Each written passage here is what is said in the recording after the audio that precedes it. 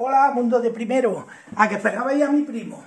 Pues no, hoy va a ser yo el que os haga el vídeo de Grecia. Os voy a subir también el de mi primo y os voy a subir algunos más.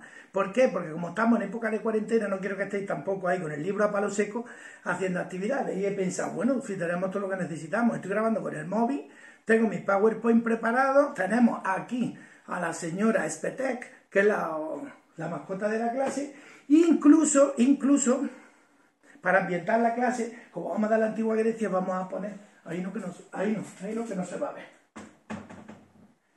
Aquí. La cosa es que va a ser una clase como la del instituto, porque yo no sé editar vídeos ni sé hacer nada y además no tengo mucho tiempo, así que si me equivoco o cualquier cosa, pues como en clase, lo voy a hacer del tirón y en directo, porque lo voy a partir y hoy vamos a ver la primera parte. ¿Qué vamos a ver en esta primera parte? Pues una introducción. Vamos a ver la cultura griega y partimos de la base, como decimos siempre, que hay un eje, donde tenemos el espacio y el tiempo. ¿Qué espacio físico ocupaban? Pues la actual Grecia sería esta península del Peloponeso, esto que sería Creta, quedarse con esta isla larga que hay abajo, que se llama Creta, lo voy a poner más grande. Esta isla que se llama Creta y esta zona que ahora sería Turquía y que ellos llamaban Asia Menor. Posteriormente, del siglo VIII, hay una especie de explosión demográfica y empiezan a hacer una colonización alrededor del Mar Negro, vienen aquí al sur de Italia, que ellos llaman la Magna Grecia, y aquí hacen fundaciones tan importantes como Massalia, que es la actual Marsella. Ojo con el WhatsApp. Y en España también, aquí, el Meroscopión, que es Denia, y alguna que hay también por la costa del sur, que veremos después. Y aquí tenemos también Rosa y Ampuria Brava. ¿Cuándo sucedió esto? Vamos a la cronología. Ya sabéis que tenemos el espacio físico, pues ahora tenemos la cronología. Estamos hablando de una cultura, una civilización que se pierde en la noche de los tiempos. Podemos hablar del siglo VIII, del siglo IX, pero en el 2000 o en el 2000, del 2000 al 3000, en el 2300 aproximadamente, empiezan las primeras civilizaciones relacionadas con la antigua Grecia. Eso nos da un margen de tiempo enorme. Lo que pasa es que esta época se le llama la época oscura porque no hay muchos vestigios. Están los de las primeras civilizaciones de Creta, que por eso he dicho que os quedéis con la copla, y luego Micenas, pero es una época bastante oscura.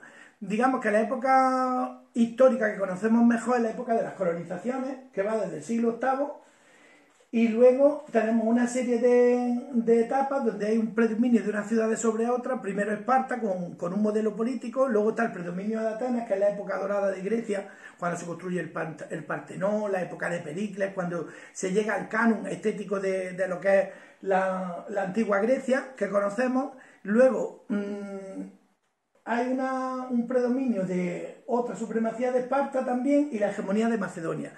En época de Macedonia empieza a expandirse y se crea un imperio enorme que llega hasta la India. ¿Y quién lo crea? Alejandro Magno. Todos conocemos a Alejandro Magno. Cuando Alejandro Magno muere en el 323, aproximadamente, los reinos helenísticos se forman por la herencia que hace a cada uno de sus herederos. Como vimos en Egipto se quedó Ptolomeo, entonces se funda allí la dinastía tolemaica. Y así con cinco grandes reinos, que lo veremos después. No quiero enrollarme mucho, porque si voy a hacer vídeos todos los días tampoco quiero que sea un largometraje, ¿no? Pero la pregunta que nos surge es, si son ciudades-estado, ¿qué son ciudades-estado? Me diréis, ciudades-estado, lo sabéis porque lo hemos visto. Hemos hablado ya en la clase de este tema. ¿Qué es un estado? Un estado es un territorio formado por un grupo de gente que tiene infraestructura, que tiene un gobierno, que tiene un ejército, que tiene una serie de rasgos culturales, etcétera, etcétera. ¿Ahí es lo mismo que una nación? Sí y no. Ya sabéis que una nación puede ser un grupo de personas que comparte rasgos culturales y puede ser más sinónimo de pueblo. El pueblo israelí, el pueblo, etcétera, etcétera. Pero no tienen por qué tener una constitución de Estado. De hecho, hay estados que tienen varias nacionalidades dentro y en épocas históricas había muchos más. Antes el Imperio Austrohúngaro, por ejemplo, tenía a húngaros, tenía a checoslovacos, tenía checos y eslovacos, tenía un montón de nacionalidades dentro, que ahora son países independientes. Entonces, Volvemos a la pregunta. ¿Qué unía a los griegos de la Hélade? Pues los griegos de la Hélade, si estamos hablando de ciudades-estados y estamos hablando de que tenían distintas formas de gobierno, que vamos a ver después, en unos sitios había democracia, como en Atenas, en otros sitios había un consejo de ancianos que gobernaba la ciudad, en otros había un tirano, que es lo más parecido que conocemos ahora a un dictador, y siempre estaban en enfrentamientos con ella. ¿Por qué? Porque se sentían todos de la Hélade. Hélade, Hellas, Hélade, quiere decir Grecia en la lengua griega. Por eso hablamos de la Hélade cuando hablamos de Grecia. ¿Por qué se sentían así? Os dejo 3 segundos para que lo penséis. Ya ha vuelto. Tenemos aquí, ¿a quién no le suena el Monte Olimpo? ¿A quién no le suena la batalla de Troya, que la hemos visto en la clase? ¿A quién no le suena Halicarnaso? ¿A quién no le suena Esparta? Olimpia, o sea, la cuna de las Olimpiadas modernas. Y aquí tenemos a Creta. Todas esas eran las ciudades más conocidas y más famosas. ¿Qué es lo que los unía entonces? Pues que tenían unos orígenes comunes. Tenían la cultura minoica, que se dio en Creta, que data del 2600 a.C. La capital era Nossos. Después tenemos, lo vamos a ver luego un poco más de desarrollo en la parte de arte, la cultura micénica en el Peloponeso, y se llama micénica porque la ciudad era Micena y Tirinto. Esa es un poco posterior, de 1600 a 1200 a.C. En esta época es donde suceden todos los grandes acontecimientos, la guerra de Troya, que está relatada en la Odisea y en la Ilíada, que como vimos el desencadenante en el mosaico de los amores, de ahí de Cástulo, y cómo se desarrolla después, y luego la vuelta de Odiseo, que es Ulises, que está relatado. En esta época donde se relata la época de estos relatos. Hablando de relatos y hablando de la Odisea y de la Ilíada, la otra parte que unía a los griegos era que tenían una misma lengua y una misma cultura. Todos hablaban el griego y todos conocían las historias de la Ilíada, la Odisea, etcétera, etcétera. Tenían un alfabeto silábico del cual deriva el castellano, el alfabeto nuestro, el alfabeto latino también, que tenía alfa, beta, gamma, delta. ¿Os acordáis que siempre hablamos del delta del Nilo, del ala delta, etcétera?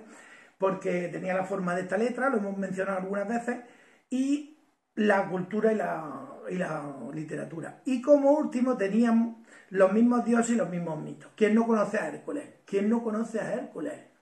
¿Quién no conoce a Zeus? ¿Quién no conoce otros que hay? Tenían una cultura politeísta. Qué pesadito con el guaso. Voy a tener que ponerlo en silencio.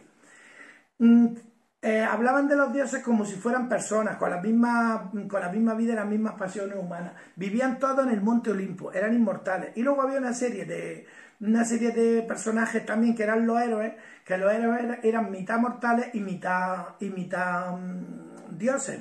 Algunos eran inmortales y otros no. Eso era una decisión que tenían que tomar los dioses, como veremos después. Había también una serie de acontecimientos que los unían a ellos, que eran las fiestas panhelénicas. Pan, como Pangea, ¿os acordáis? Pan significa todo.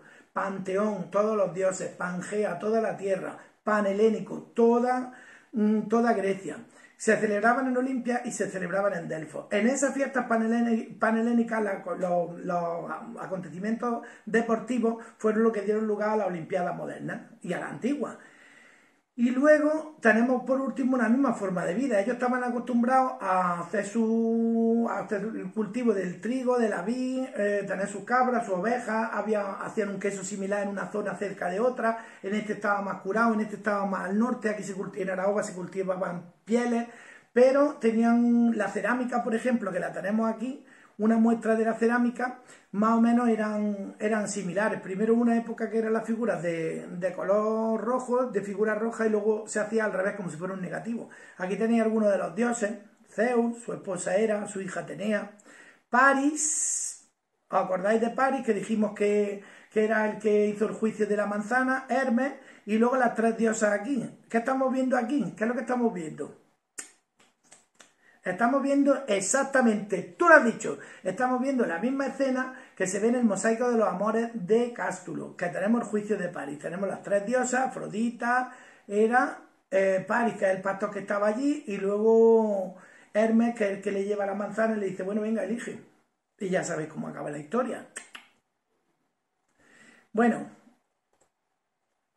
con esto vamos a terminar el día de hoy. Os voy a poner un par de vídeos más también, uno de mi primo y otro de no lo sé, que también lo tengo ahí preparado. Y mañana vemos el punto 2, que son las dos grandes polis, Esparta y Atenas. Ya veremos a ver cómo están en guerra, quién gana, quién pierde, quién se queda, quién se va. Si no podéis esperar a mañana, echarle un ojillo al libro. Hasta mañana.